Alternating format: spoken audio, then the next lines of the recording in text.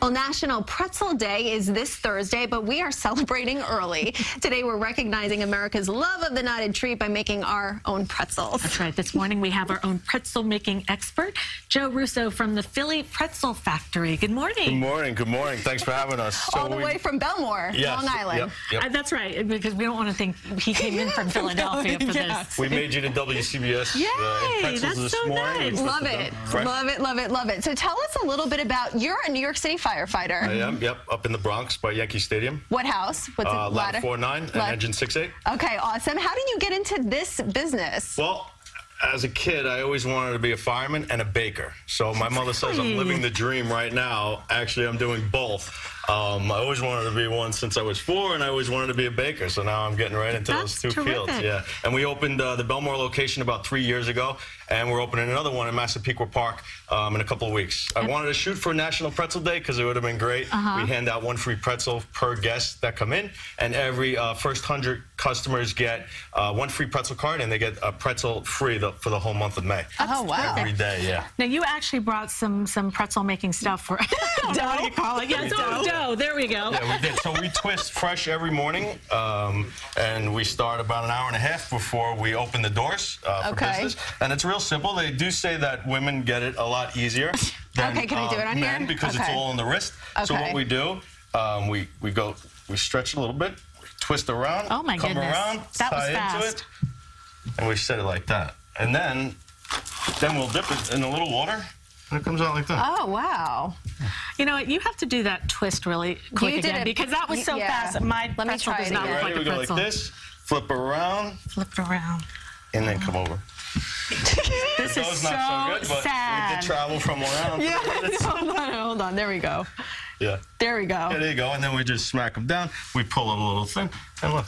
I always liked watching when you go to like Roosevelt Field Mall, they're making the pretzels, they're doing the, and explain why pretzels. I know you said you like to bake, but where did you get into the pretzel business? I love soft pretzels, and I always used to get them in the malls and stuff. So I was thinking about, I'd like an old school pretzel. I don't like the cinnamon and all the butter stuff that goes on a pretzel. These are actually a healthy alternative. We have 14 grams of protein in our pretzels. We're a peanut-free facility. We're great for kids, all ages, I really say, from 3 years old all the way up to 90. If your gums are a little soft, they're still easy to digest and chew. And do you supply pretzels for all your fellow firefighters? I know. Are they watching? So do you bring them to work? Every time I have to go into work, they always go, no pretzels. No. So every time, so then I say, oh, I'm not going to bring the party trays because they cost me a little more money. So I'll just bring the regular pretzels. It's a lot easier. For people who are interested, because this is a franchise, yes. What advice do you have for other entrepreneurs like yourself who might maybe want to get into something like this? Well, it's great. It's definitely involved. It's busy. I try to balance the both. You get good help. I looked into this about 3 years ago. I spoke with Dan, the owner. You saw it on Undercover Boss, too, right? I did, yeah. I watched on Undercover Boss, and then I was just looking for a pretzel franchise type of thing. And I went to go speak to them. We sat in front of the board. I told them I'm a city fireman. I was a volunteer fireman on Long Island. They were sold, and I spoke for an hour about myself. And here I am 3 years later. They were leaving me at the door one day, and I was like, no, please don't leave me. I can't do this. In 3 years, now I'm building another store in Massapequa Park. We should be opening in a couple of weeks.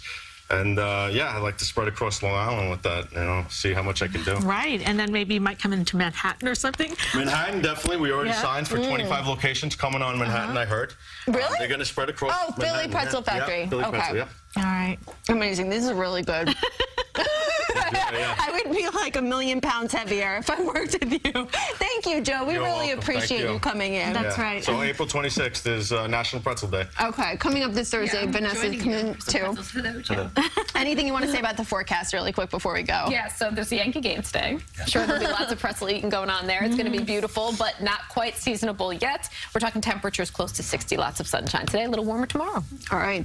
Thank you, Vanessa. These are delicious. Thank you. Thank you for joining us. We're back tonight at 6 o'clock. You can do that with the pretzel on your mouth. She is so talented. You can check all the day's top stories all day long at cbsnewyork.com. For the entire team, have a terrific Saturday. Thank you, Joe.